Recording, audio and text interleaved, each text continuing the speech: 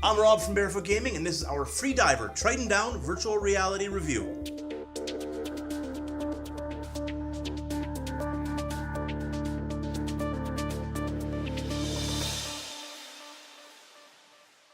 So I hope you like swimming, because this game has got lots of it. Freediver Triton Down, although it is a mouthful, is exactly hitting the nail on the head. You are a freediver in the game, and that means you don't have any oxygen on you. You have these glow sticks that you can pick up so that if you have a hard time seeing in dark areas, you can let go and crack them open, drop them on the ground to create a glow. Other than that, you are always holding your breath and trying to go from point to point where you can find breath. And you can either do that by finding oxygen tanks at like specific locations. You will grab the oxygen mask, hold it to your face. The other option is if you can find air pockets. So in the beginning, they kind of walk you through a really basic how to maneuver the game itself. The maneuvering is using your arms like swimming. If you want to swim up, you push your arms down. You want to swim down, you pull your arms above your head. You actually move like swimming. Now, before I get ahead of myself, this is available on the HTC Vive, the Oculus Rift.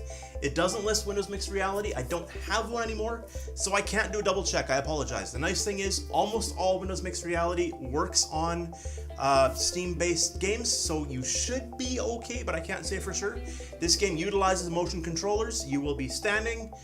You can room scale. I don't really know how well sitting would work in this one because you really got to have room to flail your arms. There is an actual storyline in the game. It is sci-fi based, but I'm not going to get into the details because I want to avoid spoiler territory. The biggest challenge with this game, and kind of the reason behind it, is it's a constant rush from getting to oxygen to getting to your next oxygen point. And if you've played Sonic the Hedgehog, that whole ramped up music, you get that feeling, but you more get it just by the fact that, you know, your oxygen is depleting on your wrist. You can see exactly how much you have.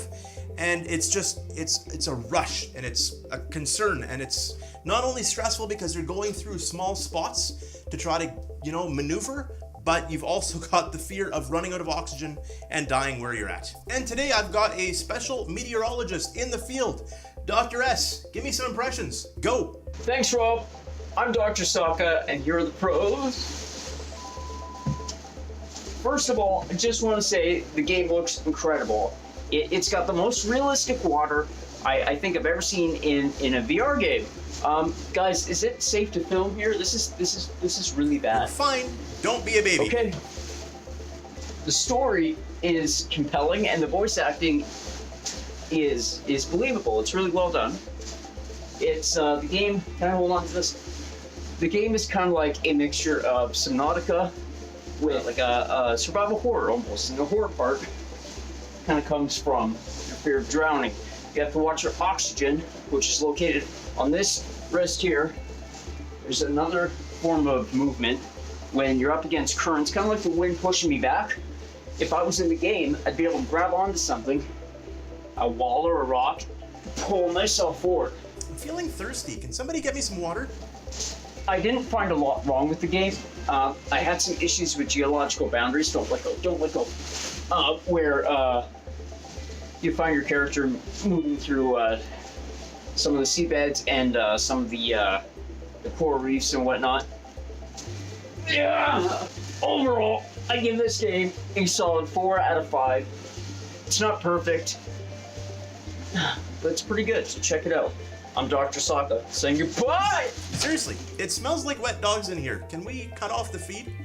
I'm gonna list my pros, I'm gonna list my cons. This is a $9 game. So it's not like it's a big price. The graphics look nice. It is a short game. Know that going into this. You can beat this in like an hour. As far as, you know, some technical glitches, some things that you're supposed to be able to grab onto, you know, they're a little bit difficult to grab onto.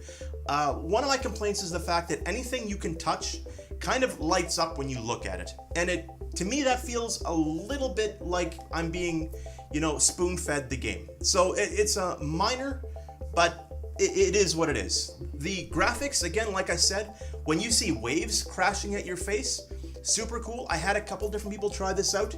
If you are prone to motion sickness, I don't know what it is about this game, but I had 2 people that said they actually felt a little nauseous from the game, and they couldn't play for more than 20-25 minutes. So just know that going in, depending on what your VR legs are, it's something I'm gonna put out. The only other thing I'm going to say is, based on the price, I do recommend the game. I would probably score this a 4 out of 5, just because it's something different. The storyline is okay. I didn't like the fact that every time something really important happens, it pulls you outside of your body, so then you see it in third person. This is a game where I'm playing the person that's moving through. Leave me in that body, you know? Figure out a way. There's also some cutscenes that don't just happen in front of you, but that just happen on the side. They didn't add a lot, but it adds to story. So it's a good game. 4 out of 5. Again, based on the price, I think this is neat, and this is something that I would recommend people have if this even seems vaguely enjoyable. So thank you so much for watching. Thank you, Dr. Dr. S. Thank you, Dr. S. If you have any questions, leave them below. Don't forget to subscribe, like, comment. I love hearing from you. We will talk to you again real soon. See ya.